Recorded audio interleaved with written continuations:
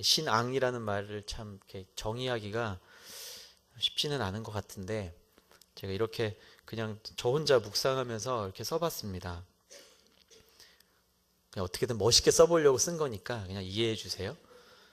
시간과 공간과 물질 세계의 시작이자 끝이시고 또 그 세계를 드러내시며 직접 개입하셔서 경영하시는 창조주, 주권자를 발견하고 인정하며 그분의 의도에 나의 존재를 맞춰가는 것이 신앙이다. 멋있나요? 네, 제가 써봤습니다. 제가 뭐 이렇게 좀 이렇게 그래도 또 이렇게 뭔가 이렇게 정리를 해보려고 한번 써봤습니다. 저도 이렇게 신앙이란 무엇일까? 예수를 믿는 신앙이 무엇입니까? 라고 누군가가 질문하면 여러분 어떻게 대답을 하실 건가요? 뭘 그런 걸 묻냐고. 그냥 믿는 거지. 근데 우리가 믿는 신, 바라고 믿는 것이잖아요. 신앙이라는 것이. 과연 뭘까? 내가 믿는다라는 것이. 무엇을 믿는 것이고 무엇을 붙잡는 것이 신앙인가? 제가 말씀을 묵상하면서 이렇게 써봤습니다. 뭐 멋있다고 제가 자꾸 하는 건 아닌데요. 다시 한번 해볼게요.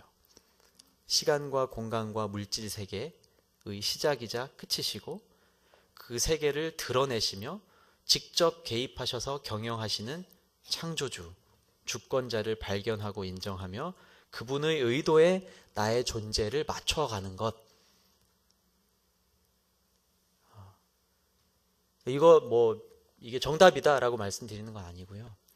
여러분들도 내가 무엇을 믿고 무엇을 따라가고 있는 거지? 내가 믿는 신앙, 내가 가지고 있는 신앙이 무엇인가? 라는 것들을 한번 정의를 해보셨으면 좋겠어요. 이게 그냥 맹목적으로 그냥 묻지마식의 믿음이 아니라 내가 무엇을 바라보고 무엇을 믿는 게 내가 진짜 예수를 믿는 그리스도를 믿는 신앙인가라는 것이 우리 마음속에 있어야 될 줄로 합니다. 오늘 우리에게 주시는 이 시편 19편 말씀은요, 바로 그렇게 계시되고 있는 하나님을 발견하라는 거예요. 그리고 발견할 뿐만 아니라 기억하고 드러내라는 그런 말씀입니다. 여러분들 다 각자가 다 또 이렇게 묵상하신 여러 가지 또 묵상들이 있을 텐데 오늘 말씀을 통해서 하나님이 어떻게 우리에게 드러나고 계신지, 그 드러나고 있는 하나님이 어떤 분이신지, 그리고 나한테 주어진 그러면 그런 믿음을 가지고 사는 나에게 주어진 과제는 무엇인지 한번 묵상해봤으면 좋겠습니다. 여러분은 오늘 삶 속에서 어떤 하나님을 발견하고 계십니까? 오늘 예배 자리에 나온 것 말고 여러분들은 어떤 하나님을 발견하고 계십니까? 뉴스를 틀면 너무 개탄스러운 상황만 계속 지속이 돼서 그걸 보면 하나님이 없는 것 같고 하나님 침묵하고 계신 것 같고 그래서 원망이 일어나고 그렇게 우리는 보통 흔히 삶의 결과로 삶의 현상으로 하나님이 있고 없고 아니면 하나님이 이렇게 일하시고 아니면 침묵하시고를 판단을 하게 되기가 쉽죠.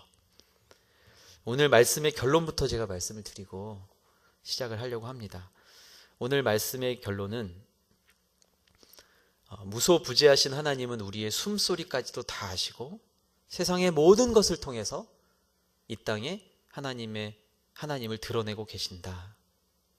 그리고 또한 말씀을 통해서 우리들에게 하나님을 보여주고 계십니다. 이것이 오늘 말씀의 결론입니다. 뭐라고요? 결론이? 두 가지인데 세상의 모든 것을 통해서 하나님은 당신을 직접 계시하고 계시고 또 말씀을 통해서 하나님을 보여주고 계신다. 그냥 이렇게 활자로 그냥 이렇게 종이에 있는 활자가 아니라요. 이것을 통해서 우리에게 하나님이 보여지고 있다라는 오늘 그 고백이 시편 19편 다윗의 고백입니다. 여러분 아침에 눈을 다 뜨셨으니까 나오셨겠죠? 네, 아침에 눈을 떠서 아침에 눈을 뜨면 호흡을 느끼죠. 그렇죠? 호흡을 느끼죠. 그리고 아침에 일어나서 음식을 먹고 또 때로는 밝아오는 그 아침 햇살을 바라보게 되기도 하고요. 그리고 오시면서는 떨어진 낙엽 떨어진 낙엽 사이로 비치는 은행 냄새, 그렇죠? 그런 것도 느끼시면서 교회 앞에 은행이 많이 떨어져 있더라고요. 밟고 들어오시면은 되게 어려움 겪게 되곤 하잖아요. 뉴스를 통해서 들리는 세상의 이야기들, 남편과 자녀들의 얼굴은 아닌가요? 네, 다 마찬가지죠. 또 이렇게 예배 자리에 나와서 드리는 찬양과 우리 같이 막 율동하면서 찬양하고 그 찬양의 멜로디와 가사 속에서 그 속에 내 마음이 탁 부딪힐 때, 그리고 지금 우리가 이렇게 서로 축복하면서 함께 찬양할 때 우리의 만남 속에서 하나님은요, 어떤 한순간도 이 당신이 만드신 이 피조 세계를 운행하시는 것을 어느 한 부분도 놓거나 쉬거나 멈추시지 않는다라는 사실을 여러분 느끼고 계시나요? 그것을 매일매일 느끼고 산다는 것은 때로는 참 쉽지 않은 것 같아요. 내가 매일 눈 떠서 음식을 먹고 세수를 하고 자녀를 학교에 보내고 또 남편을 보내고 또 예배 자리에 나오고 이런 모든 삶의 환경 속에서 하나님이 이 세계를, 나를, 이 피조의 세계를 다스리고 계시고 단 한순간도 그 운행하심을 놓치고 있지 않다라는 사실을 지각하고 살아간다는 건 쉽지 않은 것 같습니다. 그런데 우리가 지각하고 지각하지 못하는 것과 관계없이 오늘 말씀의 결론이 그런 거예요. 하나님은 지금도 이 순간도 이 우주를 운행하고 계시고 여러분의 삶을, 저와 여러분의 삶을 매 순간순간 매 초마다 직접 개입하셔서 일하고 계신다라는 사실입니다. 거부할 수 없는 진리예요. 이제 오늘 그것들을 깨닫고 우리를 통해서 하나님이 그러면 그렇게 운행하신 하나님이 어떻게 드러나야 되는가, 그 과제가 우리에게 주어졌다는 사실을 기억했으면 좋겠습니다. 1절부터 6절까지 다시 한번 쭉 읽어볼까요? 1절부터 6절까지. 시작. 하늘이 하나님의 영광을 선포하고 창공이 그 손으로 하신 일을 보여줍니다. 날이면 날마다 말씀을 쏟아붓고 밤이면 밤마다 지식을 나타냅니다. 말도 언어도 없고 들리지도 않는 그 소리가 온 땅에 퍼져나가고 그 말들이 세상 끝까지 이릅니다. 그분이 해를 위해서 저 하늘에다 장막을 치셨습니다. 해가 자기 방에서 나오는 신랑같이 경주하는 힘센 장사같이 기뻐하며 하늘 이 끝에서 올라와 반원을 그리며 하늘 저 끝으로 집니다. 그 뜨거운 열기를 피해 숨을 사람이 아무도 없습니다. 아멘. 너무 멋진 시인 것 같아요. 어쩜 이렇게 아름다운 시를 쓸 수 있었을까? 하나님께서 영광을 드러내시는 첫 번째 방법이에요. 이것보다 더 멋진 시를 우리가 또 쓰실 수가 있으시겠죠? 저는 잘 못 쓰겠습니다. 저는 이렇게 글을 멋지게 잘 못 써서 저는 이렇게 공학도여가지고 글을 또 많이 써본 기억도 별로 없어요. 어렸을 때 일기 써본 이후로는 레포트 쓰는 거 말고는 이렇게 멋지게 내가 이 창조 세계를 보면서 고백하고 이런 시를 써본 경험이 없습니다. 너무나 귀한 이 시를 보면서 하나님이 우리에게 어떻게 드러나시는가 보게 되는 것 같아요. 창조 세계, 하나님께서 만드신 창조 세계, 바로 이 우주 만물을 통해서 우리에게 이렇게 드러내신다라는 거죠. 여러분, 누가 감히 창조 세계를 설명할 수 있겠습니까? 좀 바꿔서 말하면요, 하나님의 영광은 창조 세계를 바라볼 때 도무지 감출 길이 없다. 저는 이렇게 바꾸어서 생각을 자꾸 해보는데요. 누가 감히 하나님의 창조 세계를 설명할까? 하나님이 만드신 창조 세계를 어떻게 설명할까요? 바꿔서 말하면 하나님의 영광이라는 것은 창조 세계를 볼 때 도무지 감출 길이 없다라는 말입니다. 여러분, 창조과학 얘기도 많이 들어보셨죠? 우리 대전원누교회도 이제 창조과학 또 세미나도 또 하고 또 내년에도 계속 진행이 될 텐데, 창조과학이 증명하지 않아도 그리고 진화론을 주장하는 사람들의 허구를 인정하지, 반박을 하지, 굳이 하지 않아도, 물론 그렇게 연구해서 많은 사람들에게 창조의 진실을 알리는 노력이 헛되다는 게 아니라, 하나님 우리 노력과 관계없이 우리가 어떻게 표현하고 어떻게 고백하는 것과 관계없이, 또 우리의 상태와도 관계없이요, 하나님은 늘 그렇게 하나님 지으신 창조 세계를 스스로 직접 계시하고 계시다는 사실입니다. 이게 이제 좀 어려운 말로 자연 계시라고 하는데요. 자연 계시, 뒤엔 뭐 말씀을 통한 특별 계시, 이렇게 나눌 수 있겠는데요. 여러분 고개를 들어서 어디를 보아도, 옆에 앉아 계신 우리 성도님들을 보아도 누가 지으신 건가요? 하나님이 지으신 거기 때문에 우리가 노력하지 않아도 하나님이 직접 계시되고 있는 거예요. 하나님 어디 계십니까? 하나님 내 뜻대로 내가 왜 기도하는 거 응답 안 해주십니까? 때로는 원망이 되고 답답한 마음으로 하늘을 보아도 그곳에 하나님이 계신 거예요. 내가 없다라고 생각할 뿐이지. 하나님 그렇게 스스로를 직접 드러내고 계시다라는 말입니다. 진실에 다가가려고 사람들은 노력을 하죠. 무엇이 진실인가? 하나님이 만드신 세상을 계속 파서 무엇이 진실인가? 이 우주의 근원은 어디인가? 지금도 끊임없이 연구하고 있죠. 천문학자들은 아직도 우주를 연구하면서 우주의 근원은 무엇이며 어떻게 생겨났으며 끊임없이 연구합니다. 그것이 믿음이 없고 있고를 떠나서 사람들은 그렇게 늘 진리 앞으로 다가가려고 노력하는 거죠. 그런데 하나님의 계시는 우리가 노력하는 것과 상관없이 존재한다. 진리는 우리의 노력과 상관없이 존재한다라는 사실입니다. 세상 사람들은 이 진리를 진리라고 말하는 것을 굉장히 사치스럽게 여기고 있죠.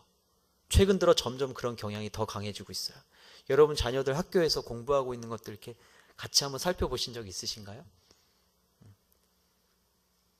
아주 표면적인 문제만 보더라도 뭐 창조에 관한 문제, 아이들 교과서에 실려있는, 그리고 동성애에 관한 문제 학교에서 어떻게 가리키나요?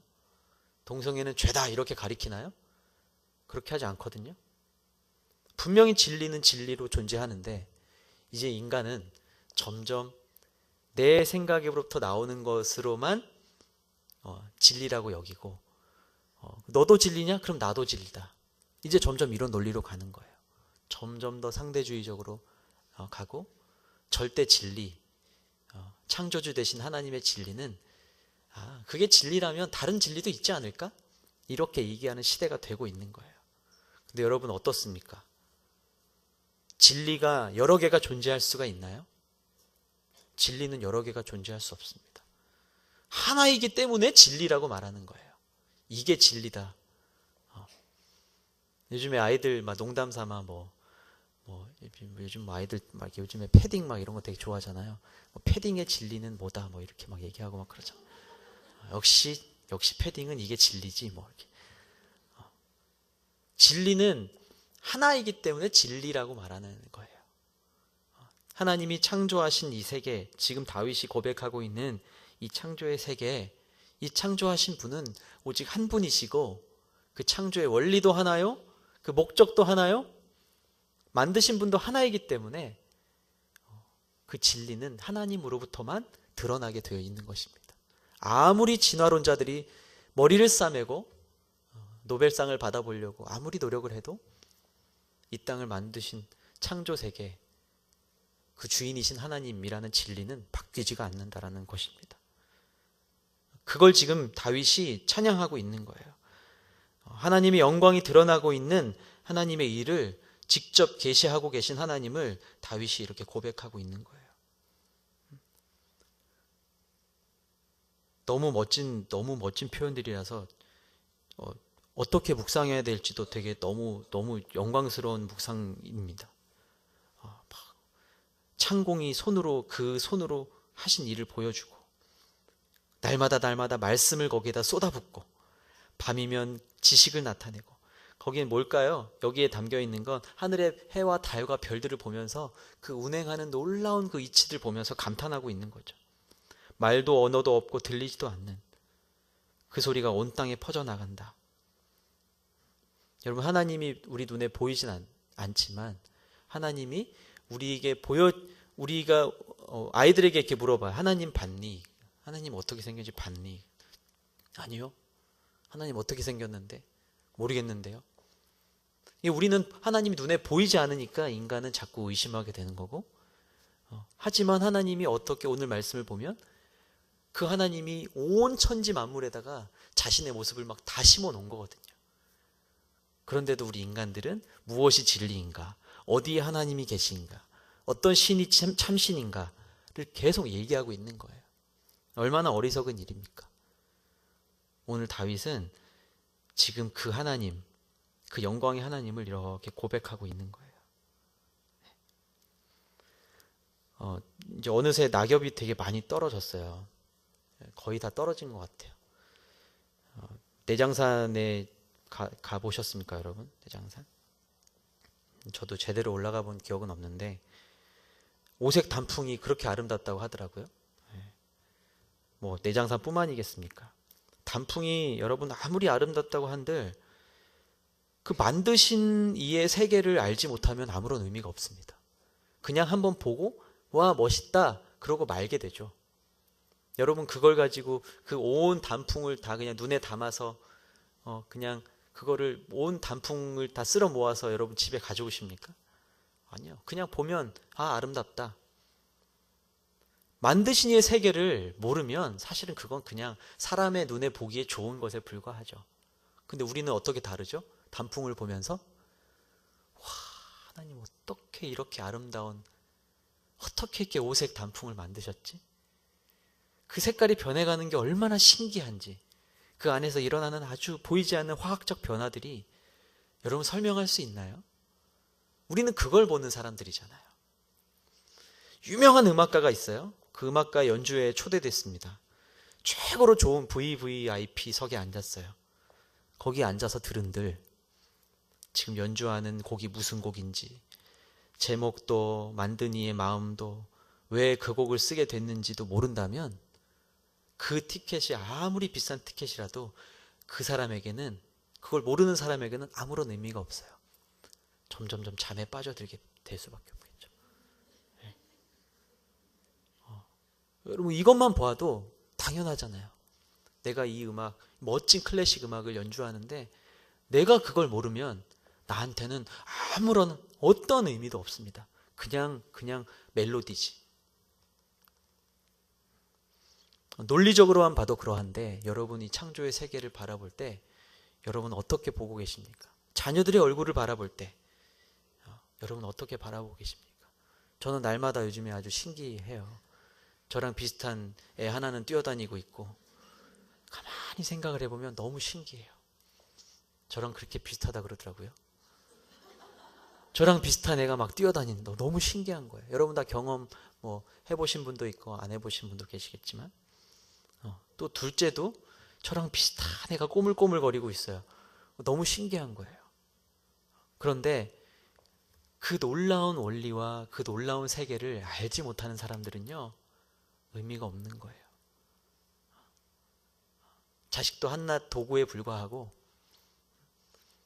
지금 점점 그렇게 가고 있잖아요, 세상이. 자녀를 성공시켜서 내가 득을 보겠다는 그런 마음들. 물론 그 마음을 제가 말씀드리려는 건 아니지만 여러분 창조주를 알지 못하는 어리석은 사람들은 결국은 피조물을 찬양하게 돼 있습니다. 하나님을 찬양하지 않는 사람들은 찬양할 게 없거든요. 의지할 게 없거든요. 그럼 자연스럽게 뭘 찬양할까요? 피조물을 찬양하는 거예요. 이 세계를 만드신 하나님을 찬양하는 게 아니라 만들어 놓은 피조물을 찬양하고 있는 거예요. 왜요? 그 주인을 모르니까. 그냥 그게 보암직하니까. 그게 멋있으니까. 그 모양으로 만들고 거기다 금을 씌우고 그거를 쫙 자기가 소중히 다루는 자리에 탁 놓고 거기에다 절을 하고.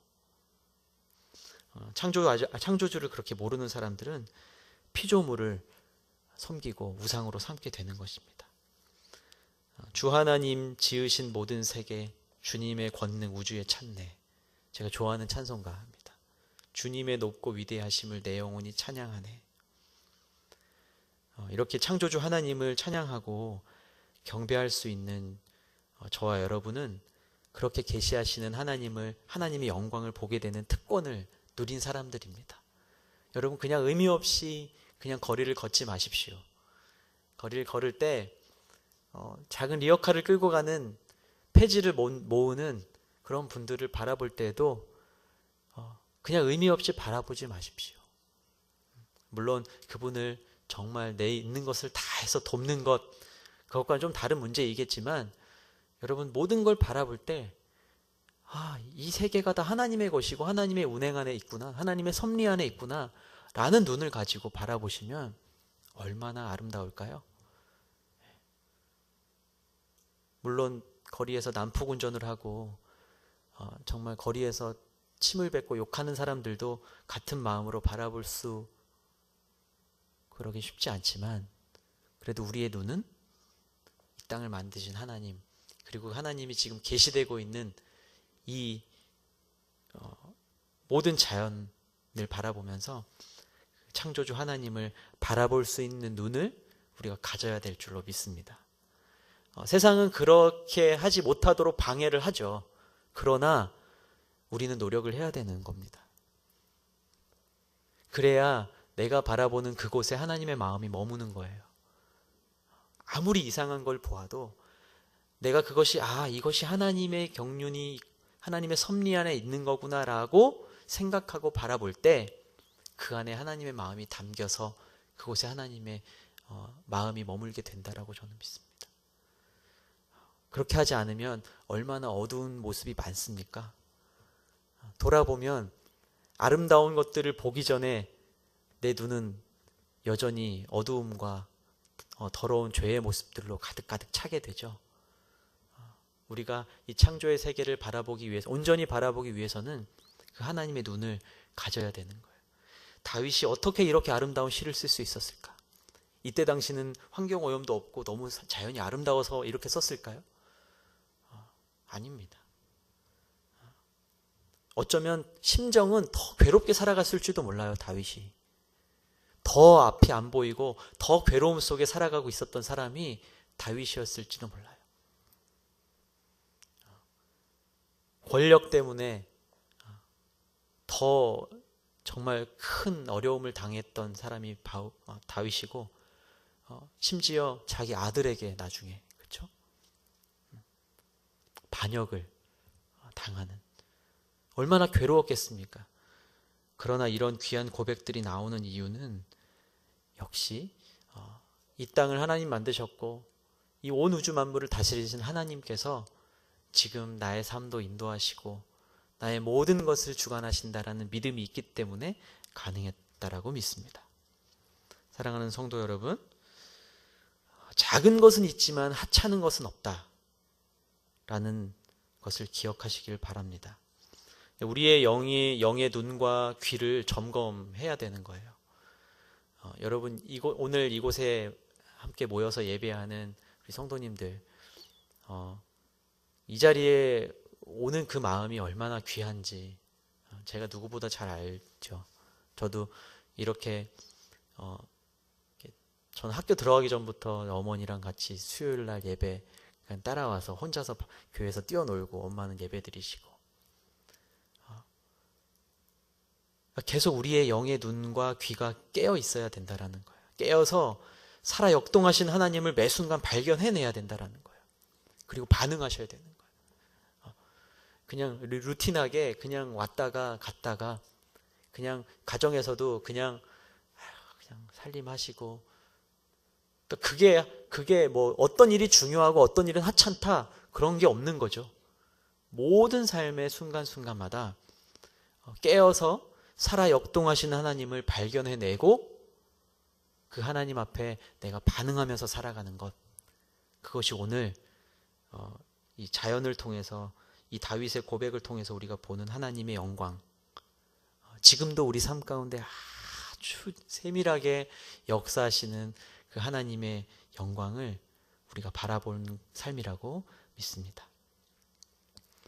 7절부터 10절까지 말씀을 한번 읽어보겠습니다. 7절부터 10절까지 말씀 시작. 여호와의 율법은 완전해서 영혼을 되살리고 여호와의 증거는 확실해서 어리석은 사람을 지혜롭게 만들며 여호와의 율법은 올바르니 마음에 기쁨을 주고 여호와의 계명은 순전해서 눈을 밝혀줍니다. 여호와를 경외하는 것은 신성한 일이라 영원히 지속되며 여호와의 판결은 참되고도 의롭습니다. 이는 금보다 순금보다 더 귀하고 벌집에서 뚝뚝 떨어지는 꿀보다 더 답니다. 아멘. 하나님께서 영광을 드러내시는 두 번째 방법. 자, 첫 번째는 제가 자연 계시라고 말씀을 드렸죠. 두 번째는 말씀을 통해서 우리에게 알려주시는 거예요. 또 신학께서는 특별 계시라고 이렇게 말을 하죠. 자연 계시와 특별 계시. 여기 말씀에 보면 몇 가지 표제가 달린 말씀이 나옵니다. 여호와의 율법은 무엇이고 여호와의 율법은 교훈이다. 여호와의 법은 증거다. 여호와의 계명은 순종하도록 의도된 것이다. 여호와를 경외하는 것은 존경할 만한 가치가 있다라는 것이고 여호와의 판결은 권위 있는 결정이다 라는 어떤 표제들이 있습니다. 여러분이 말씀을 보면 여호와의 율법, 우리 하나님이 주시는 말씀에 대해서 그 말씀의 특징들에 대해서 쭉 나오는데요. 7절을 보면 여러분 여호와의 율법은 완전해서 어떻게 된다고 말합니까? 영혼을 살린다라는 거예요. 영혼을 살린다. 우리의 영혼이 죽어있다라는 것을 전제하는 거죠. 우리의 영혼이 죽어있는, 우리가 어두워있는 우둔한 우리의 영혼을 다시 깨우고 되살리신다. 무엇이요? 말씀이요. 여러분 그래서 말씀을 매일매일 묵상하고 큐티하는 게 중요한 거예요. 어떤 날은 너무 잘 아는 말씀이 나오죠. 이거 너무 잘 아는 말씀인데 그래 오늘은 이거 머리로 쭉 그리고 그냥 넘어갈 때도 있습니다. 근데 그렇게 머리로 말씀을 보는 게 아니라 말씀을 읽으면서 그 말씀을 내 안에 담아낼 때, 묵상할 때 내 죽어있는, 내 잠자는 내 영혼이 깨어난다라는 거예요. 그래서 이 말씀을 읽는 게 너무너무 중요합니다. 여기는 저번에 읽었던 말씀이니까 아는 거야. 그렇게 덮어두지 마시고 여러분 말씀을 또 묵상하고 또 묵상하고 아는 말씀이라도 계속해서 읽고 나중에는 암송하게 되기까지 여러분이 말씀을 완전히 여러분 안에 담으시기를 축복합니다. 이 율법은 완전하대요. 그래서 영혼이 살아난답니다.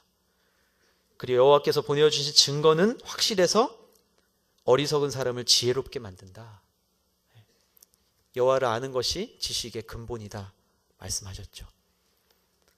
수능 시험이 끝났습니다. 이제 수시 면접을 보고 우리 친구들이 수능 결과를 기다리면서 또 시험을 계속 준비하게 될 텐데 비단 수능 시험뿐만이겠습니까? 수많은 또 청년들이 취업의 전선에서 시험을 준비하고 그렇게 일하고 있을 텐데 우리가 바라보는, 우리가 생각하는 그 지식, 우리가 생각하는 삶의 지혜를 넘어서서 여호와의 증거는 확실하다. 그래서 어리석은 사람을 지혜롭게 만든다. 여기서 말하는 어리석음이란 하나님을 알지 못하는, 죽어가는, 앞에서 연결된 영혼을 되살리고라는 말씀과 연결이 되죠. 이건 죽어가는 사람을 진짜 살린다라는 표현이에요. 새로운 생명을 준다라는 말입니다. 말씀이 여러분 그런 능력이 있습니다.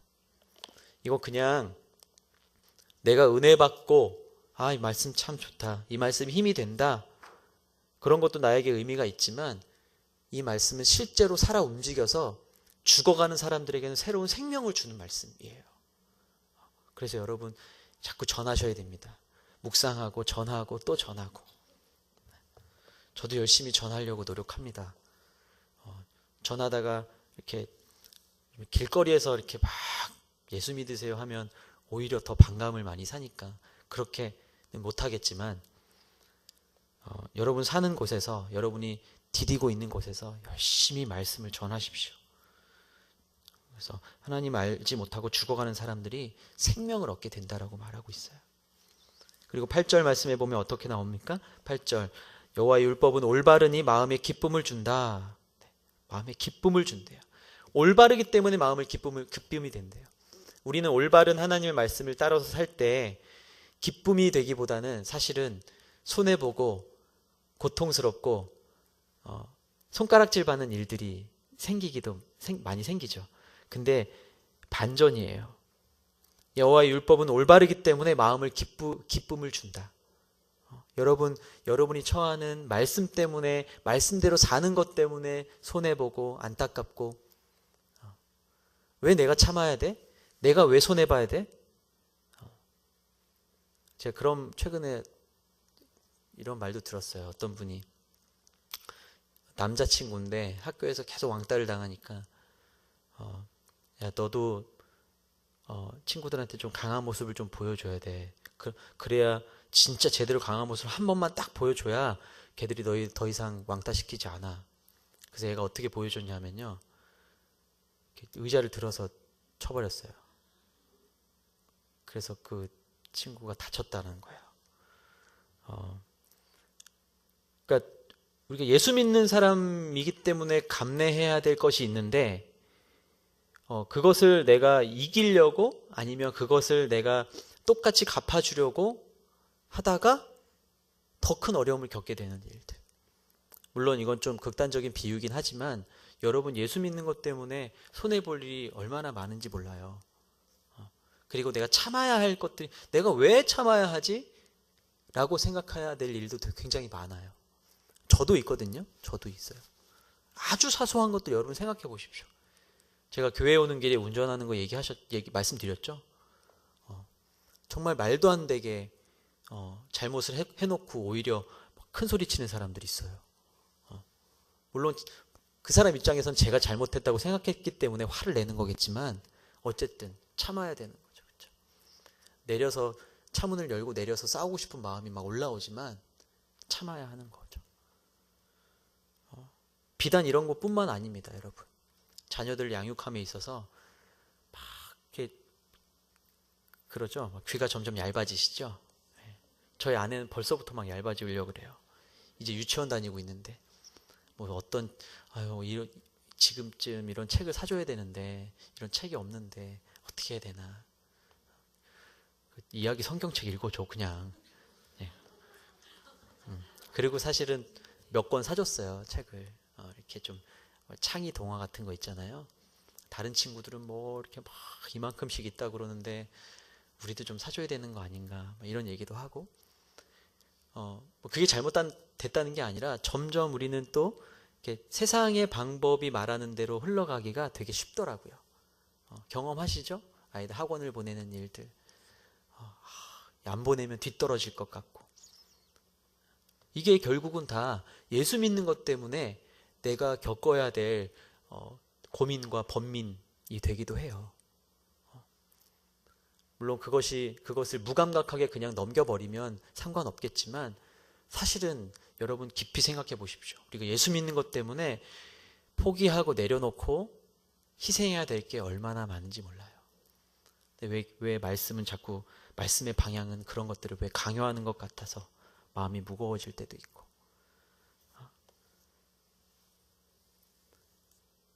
그러나 여러분, 오늘 말씀을 보면 여호와의 율법을 따라갈 때 진짜 마음에 기쁨이 있다라는 거예요. 그리고 여호와의 계명을 지킬 때 순전해서 우리의 눈을 밝혀준다라고 이야기합니다. 여러분 기쁨이 없으십니까? 그러면 오늘부터 당장 말씀을 읽으십시오. 어려운 말씀이라도 읽고 또 읽고 그 안에서 하나님이 뭐라고 말씀하시는지 계속 묻다 보면 여러분 마음에 알 수 없는 막 기쁨이 올라오게 될 거라고 믿습니다. 오늘 말씀에 그렇게 약속하셨어요. 우리 눈이 밝아진대요. 그리고 마음에 기쁨이 생긴대요. 여러분 말씀을 붙잡으시길 바랍니다. 여호와를 경외하는 것은 신성한 일이라 영원히 지속된다.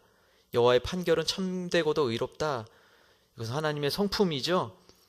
신성한 일이라서, 여호와를 경외하는 것은 신성한 일이라서 영원히 지속된다. 끊임이 없다. 세상에 어떤 것으로도 채울 수 없는 즐거움이 가득 찬 상태가 영원히 지속될 것이다. 그리고 하나님의 여호와의 판결은 참되고도 의롭다. 세상의 어떤 것과도 비교할 수 없는. 그래서 10절에 이렇게 마침내 고백하죠. 이는 금보다 순금보다 더 귀하고 벌집에서 뚝뚝 떨어지는 꿀보다 더 답니다. 이렇게 고백합니다. 여러분, 말씀이 여호와를 경외하는 것, 여호와의 판결, 여호와의 율법, 여호와의 계명을 따라가는 삶이 여러분의 정말 금보다 순금보다 더 귀하십니까?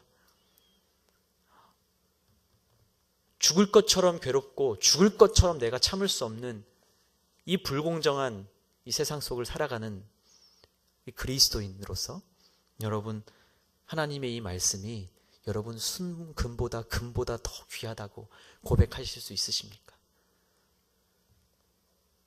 저에게도 이 고백은 쉽지 않은 고백입니다. 어떻게 이 말씀이 금보다 순금보다 더 귀하다고? 세상 사람들은 미쳤다라고 얘기하겠죠. 너 성경책이랑 너 말씀 보는 대신 내가 금을 줄게. 내가 금괴 하나 줄게. 그럼 우리 마음속에는 어떤 마음이 들까요? 뭐 잠깐 이거 그냥 한번 주고 그냥 바꿔 먹지. 이게 사람의 마음입니다. 사람의 마음. 그런 행위를 말하는 것이 아니라 우리 마음이 그렇다라는 거예요. 금세 바꾸기 쉬워요. 여러분, 자녀가 성공했습니다. 여러분, 기도 열심히 하셔서 엄마의 눈물의 기도를 먹고 자녀가 열심히 공부해서 성공했어요. 유학도 갔어요. 남부러울 것 없이 공부했어요. 그런데 자녀가 엄마, 하나님 없는 것 같아. 내가 공부를 하면 할수록 하나님 없는 것 같아 말하면 여러분 어떻게 하시겠습니까? 여러분, 지금 공부하고 있는 게 하나님의 영광, 계시된 하나님의 영광을 드러내기 위한 것임을 가르쳐 주셔야 돼요.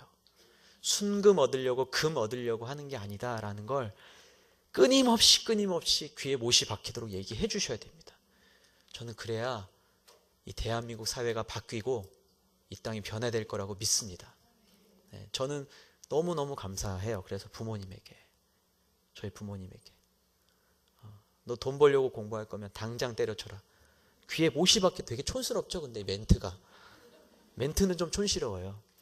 너 그런 식으로 할 거면 너 그냥 그렇게 교회 생활 대충 하면서 그렇게 공부해봤자 그렇게 성공해도 엄마 아빠는 너랑 상관없다 그러면 너 잘 먹고 잘 살아라. 이게 부모로서 굉장히 어떻게 보면 이렇게 우리 부모가 맞나? 친엄마 친아빠 맞아? 그런데 그 안에 이게 주의 법도가 있었던 거예요. 금보다 순금보다 귀한 게 있다라는 걸 계속 알려주셔야 됩니다. 그래야 나중에 이 말씀을 마침내 먹을 때는 이렇게 달아지는 거예요. 쓰지 않고. 왜 엄마 아빠 나 그렇게 열심히 나 데리고 교회 나갔으면서 왜 난 이렇게 잘 안 돼? 나 예배 한 번도 빠진 적 없는데 왜 이렇게 잘 안 돼? 그럴 때 이 믿음의 유산이 없다면 말씀이 달까요? 그때부터 말씀이 써지는 거예요. 뭐야 이 말씀. 여호와의 율법은 올바르다더니 여호와의 계명은 순전해서 여호와의 판결은 참되고 의롭다더니 왜 나의 삶의 상황은 왜 의롭지 않지? 왜 공의가 없는 것 같지? 늘 손해보지?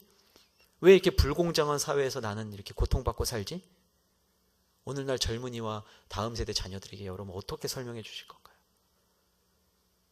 고통스럽지만 세상의 방법과는 다르지만 그래도 하나님 말씀 따라 사는 게 막 단 거예요. 그래야 능력 있게 살아가지 않겠습니까? 여전히 금을 바라고 순금을 바라면 이 말씀이 얼마나 쓸까요? 엄마 아빠 그렇게 열심히 교회 나갔는데 아마 저도 마찬가지였을 거예요. 집안이 망했고 진짜 이제 더 이상 어려움이 없을 만큼 어려움을 당했을 때 제가 진짜 이렇게 넘어지지 않았던 이유는 그래 이게 그 금보다 순금보다 더 귀한 게 여기 있지 라는 그 믿음이, 어렸을 때부터 가졌던 그 믿음이 저를 지탱해 준 거예요. 직업을 선택할 때도, 나의 진로를 선택할 때도, 수능 결과를 받아들 때도 그 고백이 있었기 때문에 그 결과 때문에 내 현상을 하나님께 비추어서 해석하고, 에이, 말씀이 참 쓰네, 이렇게 말하지 않았을 거라는 거죠.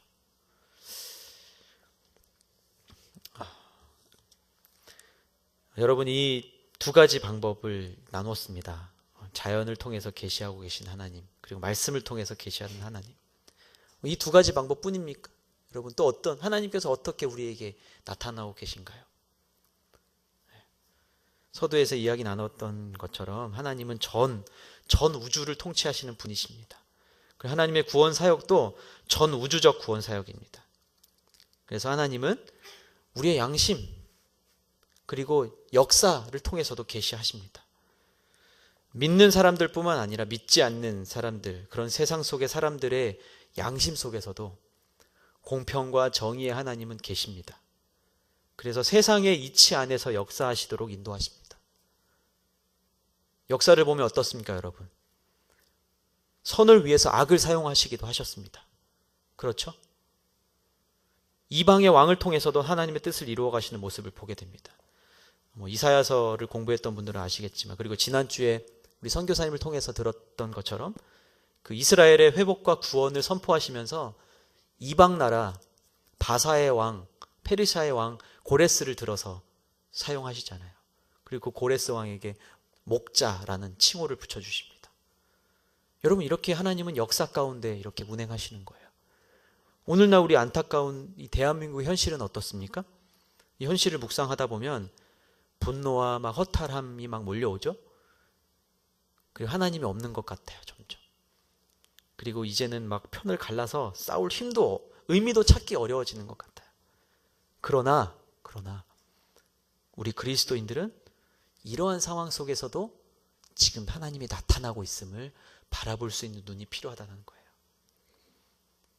눈을 들어서, 귀를 열어서 하나님의 섭리와 경륜을 찾아내야 합니다. 촛불 집회에 가는 것으로 끝나면 안 된다는 거예요. 네, 그렇죠? 가더라도 그 안에서 하나님의 뜻이 무엇일까라는 걸 계속 발견해내야 되는 게 우리의 의무입니다. 왜냐하면 하나님은 역사의 주관자이시기 때문에 그렇습니다. 만국의 통치자이시기 때문에 그렇습니다. 아웅다웅하면서 사는 모든 인류의 창조주, 구속자이시기 때문입니다. 여러분, 다른 이유가 무엇이 필요하겠습니까? 우리가 먹고 마시고 입고 우리가 누리는 모든 것들도 하나님 주신 거고 하나님 영광 위해서 우리에게 주어진 거기 때문에. 이사야 43장인가요? 우리를 창조하신 목적이 뭔가요? 여호와 하나님을 찬양하기 위하여 우리를 지으셨다라고 고백하잖아요. 옆에 있는 분들 얼굴을 한번 보십시오. 하나님의 영광을 찬양하기에 합당하게 보이십니까? 네. 여러분, 이 고백이요, 그냥 어색하고 부끄러운 고백이긴 하지만 정말 여러분 옆에 있는 분들을 보면서 이렇게 축복하고 격려하시면 좋겠어요. 당신은 정말 하나님의 영광을 위해서 창조된 사람입니다. 가정의 형편이 어떻든지 지금 상황이 어떻든지 상관이 없습니다. 막 남편분이 속색이십니까? 자녀가 속색입니까? 그럼 뭐 집안에 여러 가지 어려움들이 있으십니까? 뭐 재정의 어려움이 있으십니까? 건강의 어려움이 있으십니까? 상관없습니다. 그 이유가 무엇입니까? 내가 죽어도 하나님 품으로 갈 거고, 내가 지금 죽어도 하나님 품으로 갈 거고, 하나님이 지금 나한테 주신 걸로 지금 내가 살고 있고, 다른 이유가 무엇이 있습니까? 이제 우리 앞에 과제가 남겨졌어요. 과제가 뭘까요?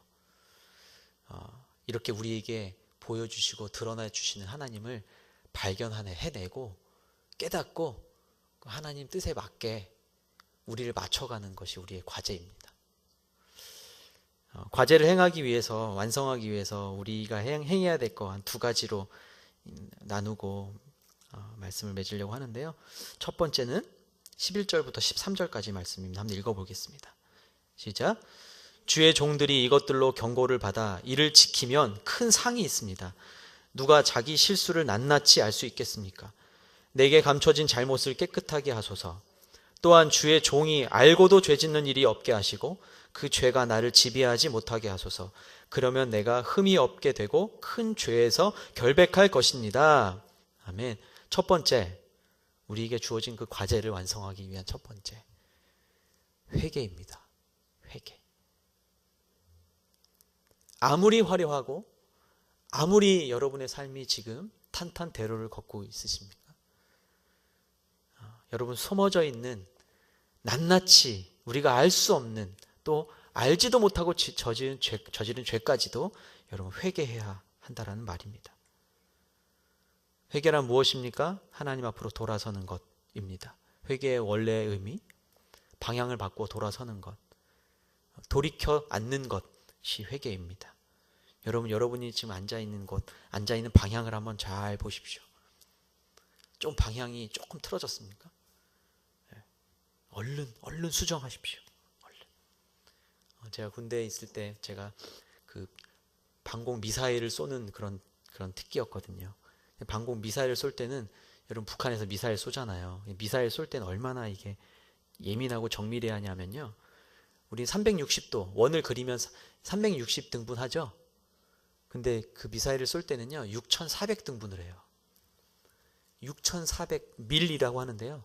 단위를 360이라는 단위를 쓰지 않고 원을 6400개의 눈금으로 나눠서 조정을 해요.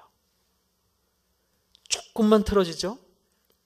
그 엄청난 속도로 날아가는 미사일은요 완전히 다른 방향으로 갑니다. 그래서 매우 정밀한 작업이 필요해요. 그래서 조금씩 수정합니다. 그 미사일을 쏘고 난 다음에 그냥 두는 게 아니라 그 미사일에다 신호를 쏴서 비행기를 쫓아가도록 만들어주는 거예요. 조금씩 신호를 보냅니다. 몇 밀 수정해. 전기 신호를 보내는 거예요. 가다가 살짝 틀고 목적지를 향해서 정확하게 날아갈 수 있도록 지상에서 그 미사일에다가 이렇게 전파를 쏴주는 거예요. 여러분 지금 그 전파를 잘 맡고 계십니까? 하나님의 전파를 지금 잘 맡고 계세요? 여러분 조금만 틀어져도요 사탄은 금세 알아요. 그래서 우리를 확 틀어지도록 밀어 제끼는 거예요. 그래서 전혀 엉뚱한 방향으로 날아갑니다. 얼른 여러분 그 하나님의 그 신호 안으로 들어오셔야 돼요. 그래야 하나님께서 이렇게 옮기시고 마침내 하나님이 가장 기뻐하시는 방향으로 우리를 이끌고 갈 거라고 믿습니다. 14절 말씀 마지막으로 읽을게요. 14절 말씀 시작. 오 여호와여 내 반석이여 나를 구원하신 주여 내 입의 말과 내 마음의 묵상이 주께서 받으실 만한 것이 되기를 원합니다. 아멘. 두 번째, 우리에게 주어진 과제를 위한 우리의 행함 두 번째, 하나님의 말씀으로 채우는 것입니다. 첫 번째는 회개, 두 번째는 하나님 말씀으로 우리를 채우는 것, 주야로 주의 말씀을 묵상하는 것, 읊조리는 것입니다. 다윗이 이렇게 마지막으로 고백을 하죠. 내 입의 말과 내 마음의 묵상이 주께서 받으실 만한 것이 되기를 원합니다. 이게 개역 성경에는 우리 찬양했던 것처럼 나의 말과 내 마음의 묵상이 주께 연락되기를 원한다 이렇게 번역이 되어 있죠. 이게 무슨 말인가? 내 말과 내 마음의 묵상을 하나님 제단 앞에 제물로 드린다라는 말이에요. 다시 내 말과 내 마음의 묵상을 하나님 제단 앞에 드리는 제물로 드립니다. 여러분 제물이 되려면 어떻게 해야 될까요? 흠이 하나도 없어야 되는 거예요. 흠이 하나도 없어야 되는 거예요. 조금이라도 흠이 있으면 제물로 드리기가 어렵다는 거죠. 내 입의 말과 내 마음의 묵상이 주께서 받으실 만한 것이 되기를 원한다. 이게 우리의 두 번째 고백이 되는 거예요. 하나님 말씀을 마음의 체험으로 내가 내 입의 말과 내 마음의 묵상이 주님께 드리기에 합당한 것. 다시 말하면 여러분 외면의 모습과 내면의 모습 모두 예배로 드리기에 합당해야 됨을 말합니다. 어떤 모습인가요? 그렇다면 간단하게 말씀드리면 거룩과 순결입니다. 거룩과 순결. 저도 참 이 거룩과 순결에 대해서 참 많이 고민하고 묵상했던 것 같아요. 신학교를 가게 되면서 거룩, 구별됨이죠. 구별됨. 구별되려고 애쓰는 그 애씀을 포함한 거예요. 죄가 없고 흠없는 순결한 상태가 돼야만 제물로서의 역할을 감당하는 건데, 내가 하나님의 말씀을 대언하는 사람으로서, 우리 성도님들과 함께 은혜를 나누어야 되는 사람으로서 내가 거룩하고 순결한가? 완벽히 순결한가? 완벽하게 거룩한가? 고민입니다.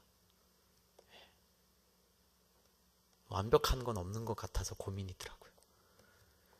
끊임없이 묵상하고 노력하고 고민하고 회개하고. 저도 입술로는 욕을 안 하죠. 이제는. 아주 옛날에는 학교 다닐 때는 좀 해봤는데, 제가 고등학교 때 이후인가? 언제부터 정말 제가 하나님 탁 은혜를 경험하고 난 뒤부터는 정말 욕을 한마디도 안 한 것 같아요. 참 은혜예요. 남학생들 모여있으면 한 50에서 60%가 욕이거든요. 아 진짜 짜증나, 이것도 욕이에요. 이렇게 안 해요. 정말 짜증나, 이렇게 안 해요, 남자애들은. 근데 저는요, 하나님 은혜를 경험하고 나니까 그 말도 하기 싫어지는 거예요.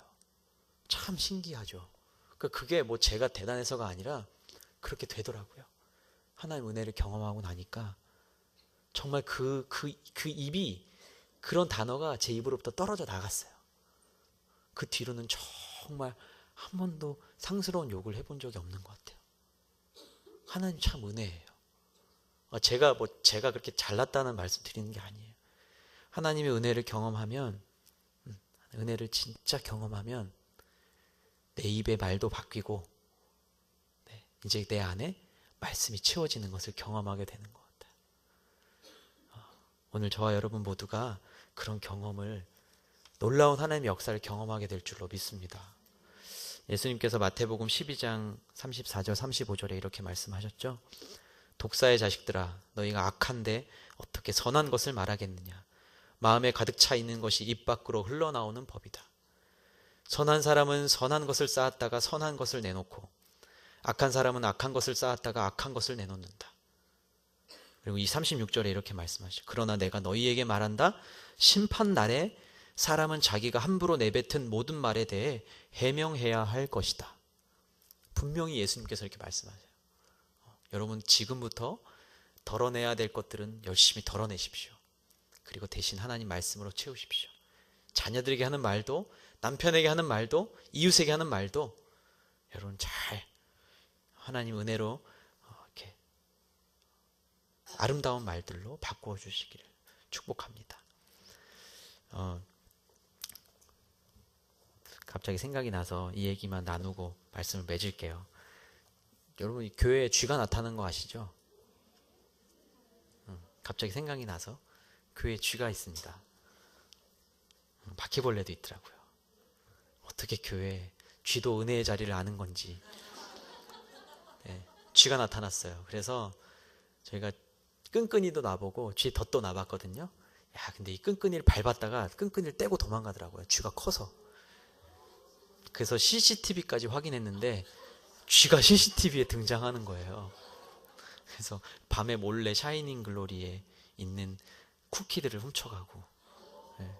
그래서 저희가 자꾸 안 없어져서 업체의 도움을, 이제 쇠모 업체 있잖아요. 업체의 도움을 구해서 지금 이제 작업 중에 있습니다. 근데 이렇게 쥐를 이렇게 잡는데요. 쥐를 잡으면 어떻게 잡나요? 그랬더니 쥐가 죽으면 그 시체는 어떡하나요? 사체는 어떡하나요? 그랬더니 걱정하지 마시라는 거예요.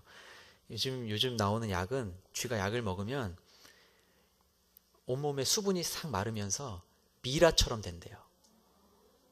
그래서 그냥 먼지처럼 없어진대요. 예. 너무 잔인한가요? 아니 이거 뭐 잔인한 건 아니고 이제 쥐를 잡는 방법이니까요. 여러분 잔인하지만 갑자기 제가 이렇게 좀 있으면 식사 시간인데 제가 너무 여러분 잔인하지만요 어쩔 수 없어요. 그렇죠? 여기 본당에도 쥐가 막 돌아다녀가지고 한번 깜짝깜짝 놀라시고 막 그랬어요. 근데 여러분 이 쥐를 쥐가 너무 귀여운 그 쥐를 왜 잡냐 이렇게 말씀하시는 분 계시나요? 예배당에 쥐가 막 돌아다니는데 바퀴벌레가 막 돌아다니는데 그걸 그냥 두는 분이 계시나요? 혹시? 집에 바퀴벌레가 막 나타났어요. 그걸 가만히 그래 너는 세상이 끝나도 살아남는다지? 그래 내가 널 잡아도 너는 언젠간 살아날 텐데 그렇게 포기하고 그냥 많은 분 계시나요? 아니시죠? 어떻게든 불을 켜고 잡습니다. 어쩔 수 없어요. 결혼 전에는 바퀴벌레가 무서우셨던 분들도 이제는 막 신발로 때려 잡으시죠? 그런 거예요. 그런 거예요. 제가 갑자기 생각이 나서 여러분 불쌍하다고 그냥 둘 수 있는 게 아닙니다. 이건 잡아야 되는 거예요. 구멍을 막아야 되는 거예요. 쥐 구멍을 막아야 되고 쥐 덫을 놓아서 빨리 쥐를 잡아야 되는 거예요. 약을 놓아서 빨리 쥐를 죽여야 되는 거예요.